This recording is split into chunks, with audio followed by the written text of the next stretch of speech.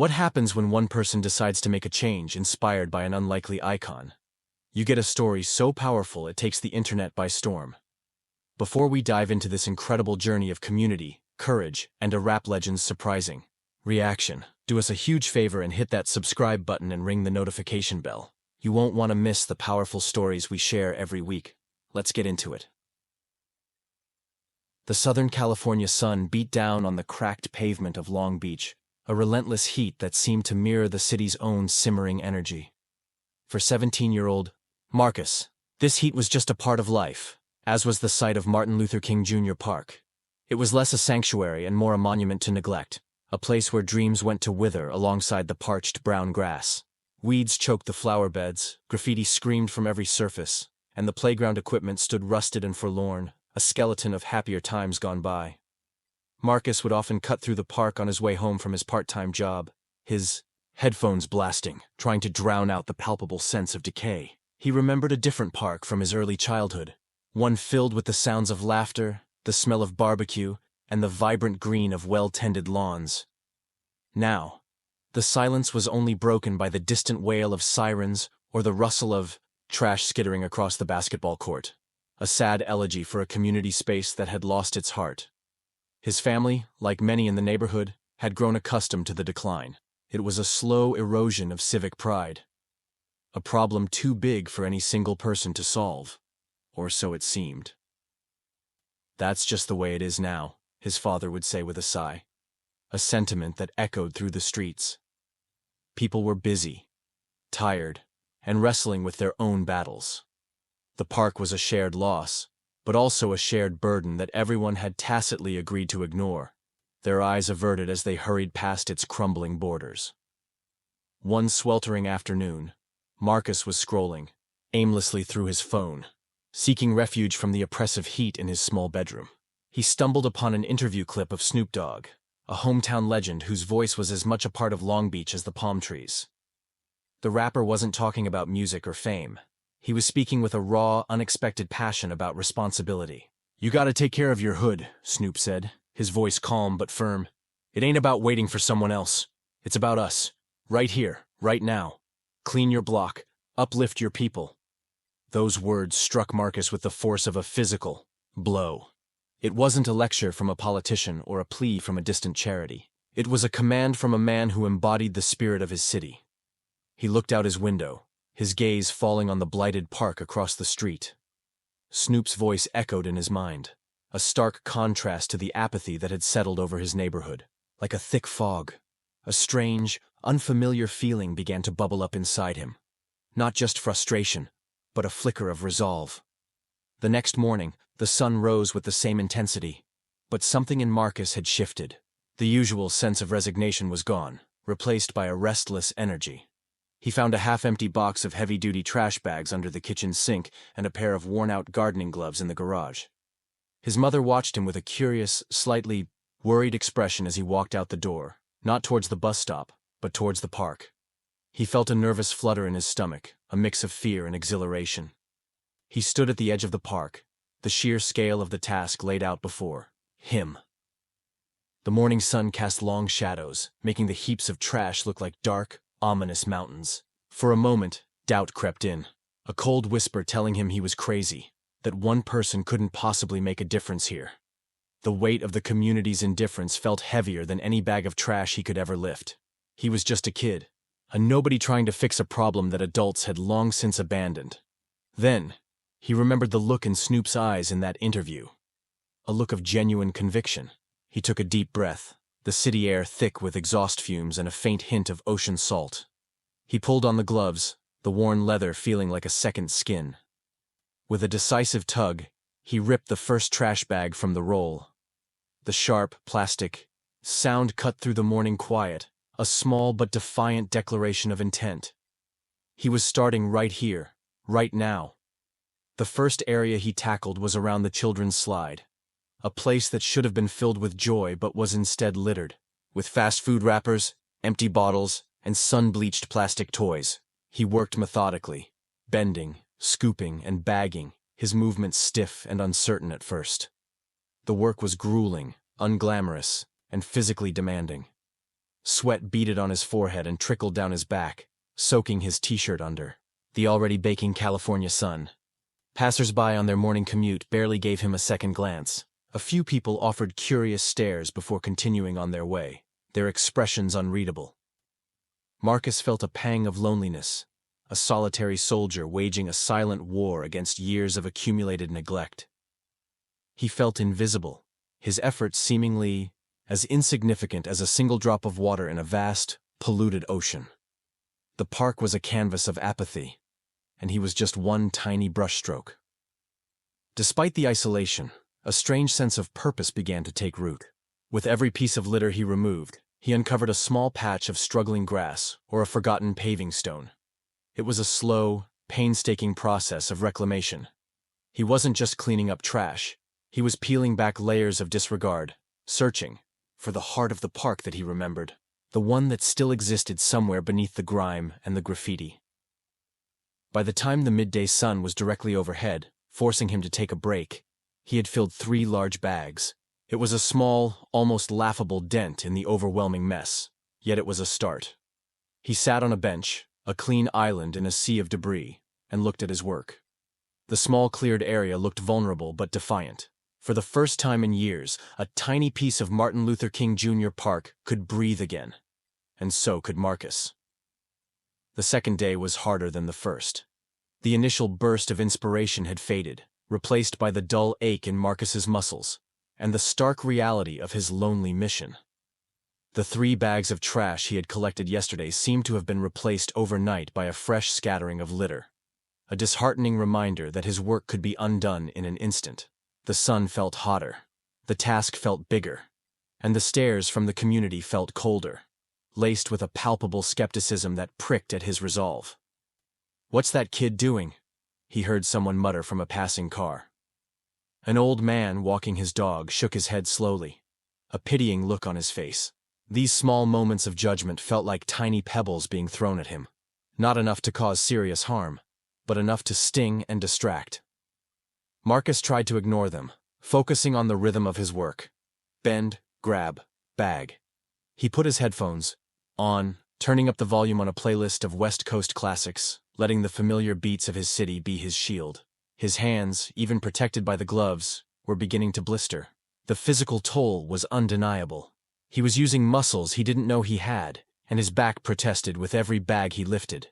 The smell of sun-baked garbage was nauseating, a mix of sour liquids and decaying food that clung to his clothes and hair. This wasn't a heroic montage from a movie. It was dirty, smelly, exhausting work, and there was no camera crew to capture his best angles. The skepticism wasn't just from strangers. When Marcus came home that evening, drenched in sweat and streaked with dirt, his father looked at him with concern. "Son, I admire what you're trying to do. I really do," he began, his voice gentle. "But you can't clean that whole park by yourself. It's not your job. People will just mess it up again." Marcus knew his father meant well, that his words came from a place of love and a desire to protect him from disappointment. But the words still felt like a dismissal of his efforts, another voice telling him to give up. "I have to try, Dad," Marcus replied, his voice more tired than he intended. "Someone has to." The conversation ended there, but an unspoken tension hung in the air. He was not just fighting the neglect in the park, but also the deeply ingrained sense of futility that had taken hold in his own home, in his own community. It felt like an uphill battle on all fronts. A group of teenagers, kids from his high school he vaguely knew, often hung out on the far side of the park, near the graffiti-covered basketball backboards. They watched him for a couple of days, their laughter and loud music drifting over to him. At first, he paid them no mind. But then the comments started, just loud enough for him to hear. "Look at Mr. Clean over there," one of them shouted, followed by a chorus of snickers. "Yo, you missed a spot." The mockery was a different kind of challenge. It was direct and personal, designed to make him feel foolish. Marcus felt his face flush with a mix of anger and embarrassment. His first instinct was to shout back, to defend himself, but he clenched his jaw and kept working. He wouldn't give them the satisfaction of a reaction. He just moved his focus to a different section, putting more distance between them. his movements becoming more forceful, fueled by a surge of frustrated energy. Amidst the indifference and ridicule, there was one small, recurring glimmer of support. An elderly woman, whose name he didn't know, would sit on her porch across the street every afternoon. She never said a word, but she would watch him work. On the third day, as he was hauling a particularly heavy bag towards his growing pile, she gave him a slow, deliberate nod. It was a simple gesture, but in his world of isolation, it felt like a standing ovation. That small acknowledgement was a lifeline. It reminded him that he wasn't entirely invisible. Someone saw what he was doing and, in their own quiet way, approved. The woman's nod became a part of his daily routine, a silent check-in that helped him push through the most difficult moments. It was a testament to the fact that even in a community that seemed to have given up, there were still embers of hope, glowing in the quiet corners. He started developing a system, focusing on one small grid at a time instead of being overwhelmed by the whole park. First, the playground. Then, the picnic area. Then, the pathways. Each cleared section was a small victory, a tangible piece of evidence that progress was possible.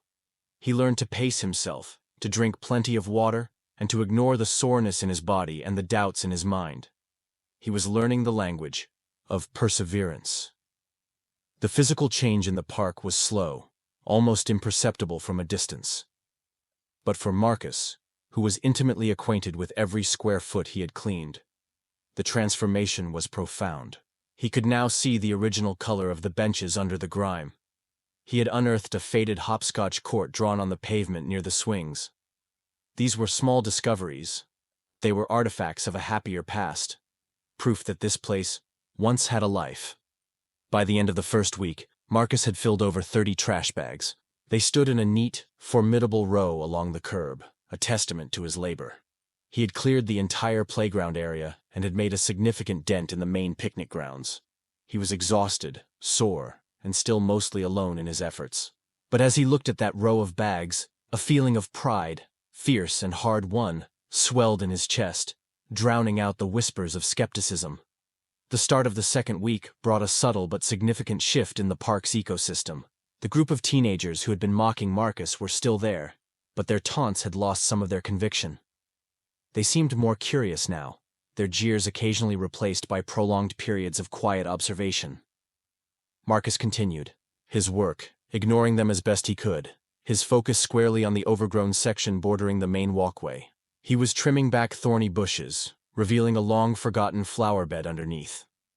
One of the teens, a lanky kid named Jamal, who was usually the loudest, broke away from his friends and walked hesitantly towards Marcus. "Hey," he said, his voice stripped of its usual bravado. "What's with all this, man? You getting paid or something?" Marcus stopped, wiping sweat from his brow with the back of his glove.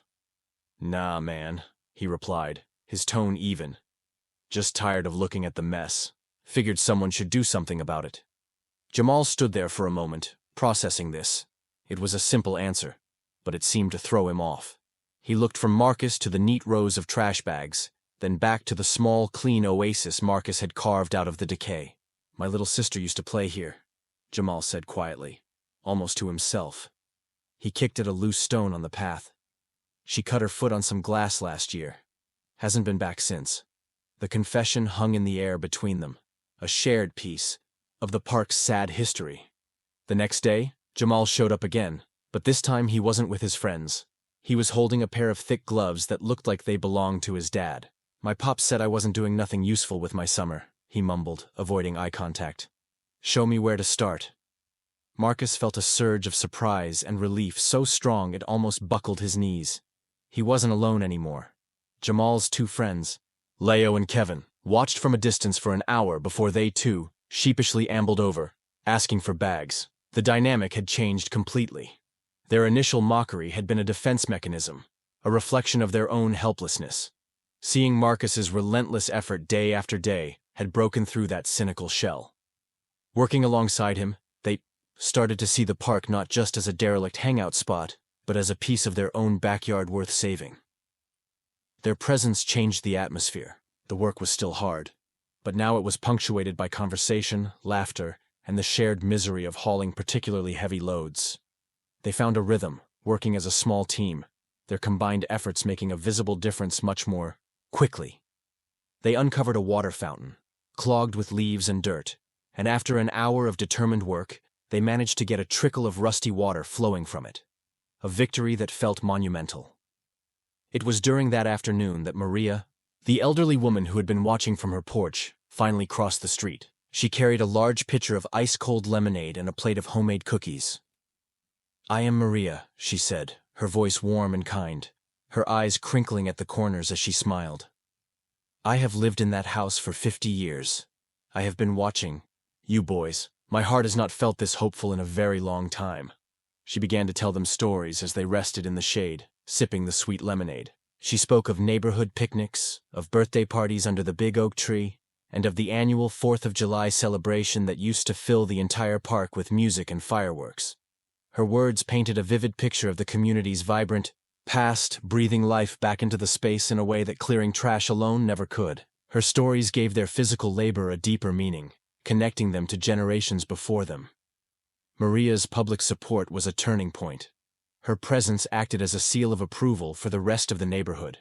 Other residents, who had been hesitant before, started to emerge. An off-duty firefighter brought them professional-grade masks to protect them from the dust. A local hardware store owner dropped off a donation of new rakes, shovels, and wheelbarrows. The small ripple Marcus had started was slowly turning into a wave of community action. The boys worked with a renewed sense of purpose. They weren't just cleaning a park anymore. They were rebuilding a community hub. They started making plans, their conversations filled with what-ifs. "What if we fix the basketball hoops?" Leo suggested. "What if we plant a real garden in these flower beds?" Jamal added, his earlier cynicism completely gone, replaced by genuine excitement. They were taking ownership of the project, their ideas shaping its future. One afternoon, as they were clearing the last of the major debris from the main field, a young woman who lived in the apartment building overlooking the park stopped to watch them. She was a design student at the local college and had her phone out, but she wasn't just scrolling, she was filming. She recorded them laughing as they struggled to uproot a stubborn weed, the camaraderie evident in their actions. She filmed the growing mountain of filled trash bags and the wide green expanse they had reclaimed. Marcus and his new friends were too engrossed in their work to pay her much mind. They were just kids cleaning a park, enjoying the unexpected, fellowship and the satisfaction of their hard work. They had no idea that those few minutes of footage, captured from a third-story window, were about to take their small local project and broadcast it to a world far beyond the borders of Long Beach. They were about to become part of a much larger story. The power of community is truly incredible, isn't it? What started with one person is now becoming a movement. If this story is inspiring you, please take a second to hit that like button. It really helps our channel grow and allows us to bring more stories like this to you. And don't forget to comment below what you think of Marcus and his new friends' efforts. Now, back to the story. The design student's name was Sophia. She had been watching the boys for days, moved by their unwavering dedication. Back in her apartment, she looked at the clips she had taken. The raw footage was powerful, but she felt it needed something more, a context that would explain the why behind their incredible effort. She remembered the same Snoop Dogg interview that had inspired Marcus, a clip that had also been shared widely among her friends. An idea clicked. She spent the next few hours editing. She expertly interwove her footage of the boys working, laughing, sweating, and making real visible progress, with snippets of Snoop Dogg's passionate plea for community action. She laid his voice over the images of the transformed park, creating a powerful narrative of inspiration and execution. The final cut was a little over 2 minutes long, a perfect, shareable piece of digital media. She titled it simply, "This is what happens when we listen, Long Beach Pride." She posted the video to her TikTok, Instagram, and Twitter accounts without much expectation. She had a modest following, mostly college friends and family. She hoped it might get a few hundred views, maybe inspire a few people in her immediate circle. She then closed her laptop and went to bed, the sounds of the city lulling her to sleep, completely unaware of the digital wildfire she had just ignited. By the time she woke up, her phone was a chaotic mess of notifications. It was buzzing and, chiming relentlessly, the screen a blur of alerts. The video had exploded. On TikTok, it had surpassed 1 million views. On Twitter, it had been retweeted by several local news personalities and city council members. The comments section was a tidal wave of positivity, with people from all over the country expressing their admiration for the boys and their work. Marcus, Jamal, and the others found out when they arrived at the park that morning. A small crowd was already gathered, some holding their phones up and pointing, others just staring at the cleaned-up space with fresh eyes. A local news van was parked at the curb, a reporter and cameraman setting up their equipment. The boys stood frozen, bewildered by the sudden attention. "Is this because of us?" Leo whispered, his eyes wide. Sophia found them in the middle of the quiet chaos, her phone still in her hand. "I'm the one who posted the video," she explained, a look of joyful disbelief on her face. "I'm so sorry. I had no idea it would do this. I just wanted to show everyone the amazing thing you all were doing." Marcus wasn't angry. He was stunned. He watched the video on her phone, seeing his own dirt-streaked face as Snoop Dogg's voice narrated his actions. It was surreal, overwhelming, and deeply moving. The news report that aired that evening took the story to another level. The interview with Marcus was heartfelt and genuine. He didn't try to be a hero. He just spoke his truth. "Snoop was right," he said to the camera, squinting in the bright lights. "He's a legend in this city, and he told us to take care of our hood. So we are. It's our park. It's our home." The clip of him saying that, so simply and honestly, became the new focal point of the viral sensation. The hashtag #SnoopDogg challenge started trending, even though Marcus had never intended to start a challenge. Teenagers in other cities, from Oakland to Chicago to Philadelphia, began posting videos of their own small-scale cleanup projects, citing the Long Beach video as their inspiration. The story was no longer just about a park. It was about a generation, finding its voice and its power through community action, sparked by a rapper and amplified by social media. The attention brought a massive influx of support. Donations poured into a GoFundMe that Sophia had set up, quickly surpassing its goal for new playground equipment. Local businesses pledged materials and manpower. The city's Parks and Recreation Department, initially caught off guard, now promised to fast-track repairs and provide long-term maintenance support. The skepticism that had once clouded the neighborhood had evaporated, replaced by an overwhelming sense of pride and participation. The park itself became a hub of positive activity. Every day, new volunteers showed up, a diverse mix of ages, races, and backgrounds, all united by a common purpose. The atmosphere was festive, like a block party that lasted for days.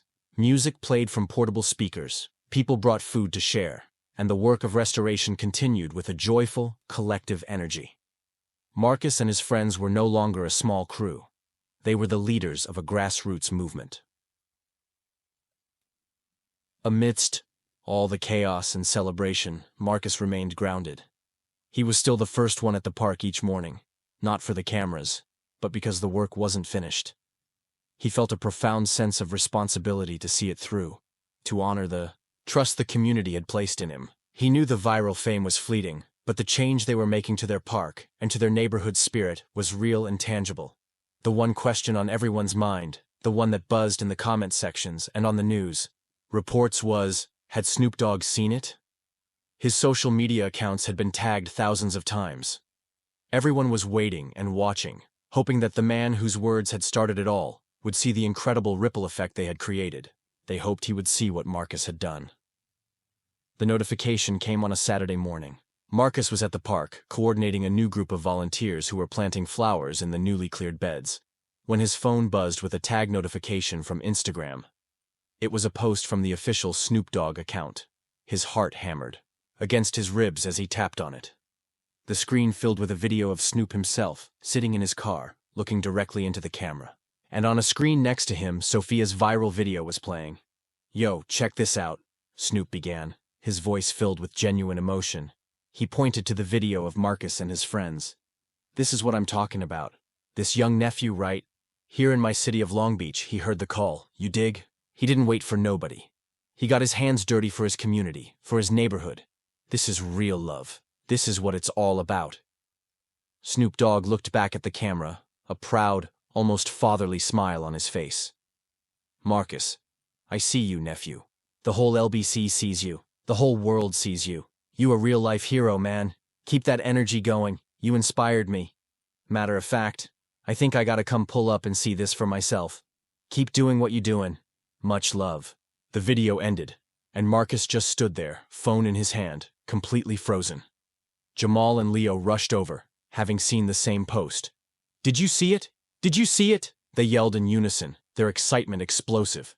They crowded around, Marcus replaying Snoop's video again and again, the rapper's voice of approval echoing through the now bustling park. The news spread like wildfire among the volunteers, and a collective cheer erupted, a roar of validation and joy that seemed to shake the very ground.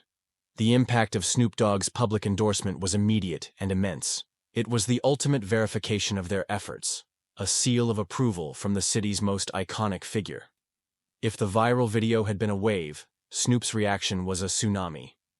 National news outlets that had been slow to pick up the story now scrambled to cover it. The GoFundMe for the park didn't just meet its goal, it tripled it in a matter of hours. The promise of a visit from Snoop Dogg himself electrified the entire community. The park cleanup kicked into an even higher gear. It was no longer just about restoration, it was about preparation for a hometown hero. Local artists volunteered to paint beautiful, positive murals over the remaining graffiti on the basketball courts. A landscape company offered to lay down fresh sod on the main field for free. The energy was infectious, a city rallying to show its best self. Marcus was suddenly a local celebrity, but he handled the attention with a quiet humility that only earned him more respect. He deflected praise, always redirecting it back to the community. "It's not me, it's everyone," he'd say in interviews. "I might have picked up the first piece of trash, but everyone else is the reason this park is coming back to life." He was still the same kid, just with a much bigger team and a much brighter spotlight. The change in his own home was profound. His father now looked at him with a look of pure, unadulterated pride. He started showing up at the park after work, not just to watch, but to help, quietly raking leaves or helping to assemble new park benches. "I was wrong, son," he told Marcus one evening, his voice thick with emotion. "You showed me that one. Person really can make a difference. You reminded all of us." The original crew, Marcus, Jamal, Leo, and Kevin, remained at the core of the operation. Their bond, forged in the early days of solitary work and ridicule, was now unbreakable. They were the project's trusted generals, guiding the army of volunteers with a calm authority that belied their age. They had gone from being aimless teenagers to being respected community leaders in the space of a few short weeks. Their personal growth was as remarkable as the park's transformation. They knew Snoop's visit would be the culmination of everything they had worked for. It was a surreal dream they were all living in. The anticipation was a tangible force, a buzz that permeated every conversation, every news report, every new coat of paint applied to the playground equipment. The park was being reborn, and its christening would be presided over by the very man who had inspired its resurrection. As the day of the planned Community Celebration Day approached, the park was almost unrecognizable. Bright green grass carpeted the fields, the playground shone with new paint and equipment, vibrant flowers bloomed in the garden beds, and the basketball courts were works of art. It was more than just restored. It was better than it had ever been. A shining testament to what a community could achieve when it came together with a shared purpose. Marcus would often take a moment late in the evening, after the volunteers had gone home, to just stand in the middle of the park and take it all in. Quiet space, illuminated by the newly repaired lampposts, felt sacred. He thought about the journey, from that first lonely morning with a trash bag to this incredible, citywide movement. It was almost too much to comprehend. He was just a kid from Long Beach who had been inspired by Snoop Dogg. The day of the community celebration arrived bright and clear, the California sky a brilliant, cloudless blue. The transformed Martin Luther King Jr. Park was teeming with life, a scene that surpassed even Maria's fondest memories. Thousands of people from the neighborhood and beyond filled the space, their faces beaming with pride. The air was filled with the sounds of music, the sizzle of barbecue grills, and the joyous shrieks of children playing on the brand-new playground equipment. Marcus stood on a small, temporary stage near the center of the park, looking out at the incredible crowd. He was flanked by Jamal, Leo, Kevin, and Sophia, the core team that had been there through it all. The mayor had just finished giving a speech, presenting them all with a key to the city, a symbolic gesture that nonetheless felt weighty and significant. Marcus felt a nervous energy, but looking at his friends and then at the vibrant park, a sense of calm settled over him. As the mayor announced his name, Marcus stepped up to the microphone. The applause was deafening. He looked out and saw his parents in the front row, his dad filming on his phone with a huge smile on his face. He saw Maria sitting in a special reserved chair, weeping tears of joy. He cleared his throat and began to speak, his voice steady and clear. He thanked everyone, from his friends to every single volunteer to the local businesses. "This park isn't beautiful because of me," Marcus said, his voice echoing across the field. "It's beautiful because of all of you. You are the ones who brought it back to life. All I did was believe, like Snoop told us to, that we had the power to change things ourselves. This park is proof that he was right. This is our home, and we took care of it. Thank you." He kept his speech short and from the heart, and the crowd roared its approval. And then, it happened. A collective gasp rippled through the crowd as a fleet of black SUVs pulled up along the curb. The back door of the lead vehicle opened, and out stepped Snoop Dogg. Dressed in a custom Long Beach tracksuit, he moved with his trademark effortless cool. But his expression was one of genuine awe. As he surveyed the scene, the crowd parted respectfully, a sea of cell phones capturing the moment as he made his way towards the stage. Snoop embraced Marcus in a warm hug, patting him on the back. "You did this, nephew," he said, his voice low and full of admiration. For Marcus's ears only. "You're the king of this park today." He then took the microphone, and the crowd fell into a hushed silence. He spoke about his love for Long Beach, about the importance of giving back, and about how deeply Marcus's actions had moved him. He announced that his foundation would be setting up a permanent fund for the park's upkeep. The celebration was a dream come to life. Snoop Dogg didn't just make a brief appearance, he stayed for hours. He walked through the entire park, shaking hands, posing for pictures, and genuinely connecting with the residents. He shot hoops with Jamal and Leo on the newly painted courts, and admired the flower garden that Maria was now proudly curating. His presence cemented the day in Long Beach history, a legendary moment of a community coming full circle. For Marcus, the most powerful moment came when he was standing quietly to the side, just watching a group of young children go down the new slide. The same spot where he had picked up his very first piece of trash. Their laughter was the purest sound in the world, the ultimate reward for all the hard work. He had not just cleaned up a park, he had restored a space for childhood, for joy, for memory-making. It was a legacy that would last far longer than any news cycle. As the sun began to set, casting a golden glow over the celebration, the reality of their achievement settled in. The park was more than just a clean space. It was a symbol of renewed hope and civic pride. The relationships forged during the cleanup had strengthened the fabric of the community, weaving together neighbors who had previously been strangers. The park had become a heart for the neighborhood once more, pumping with life and positive energy. The story of the Long Beach Park cleanup became a case study in grassroots activism. It showed how inspiration could come from unexpected places, and how the digital world could be harnessed to create real-world positive change. It was a reminder that within every community lay the power for its own transformation, often waiting for just one person to be brave enough to take the first step and inspire others to follow. Long after the cameras left and the celebrity visit became a cherished memory, the park continued to thrive. The community, now deeply invested in its preservation, maintained it with care and pride. Marcus, though headed for college, created a Friends of MLK Park Youth Committee, empowering the next group of teenagers to take ownership. His journey had come full circle, but the ripples of his actions continued to spread outwards. The story of Marcus and the park became a local legend, a tale told to new residents and to children on the playground. It was a story about how one young man, inspired by the words of a rap icon, refused to accept the world as it was, and instead decided to build the world as it should be. He proved that true change doesn't always come from the top down. Sometimes, it grows from the ground up, starting with a single person and a single piece of trash. An absolutely incredible story of how one person's determination can spark a revolution of community spirit.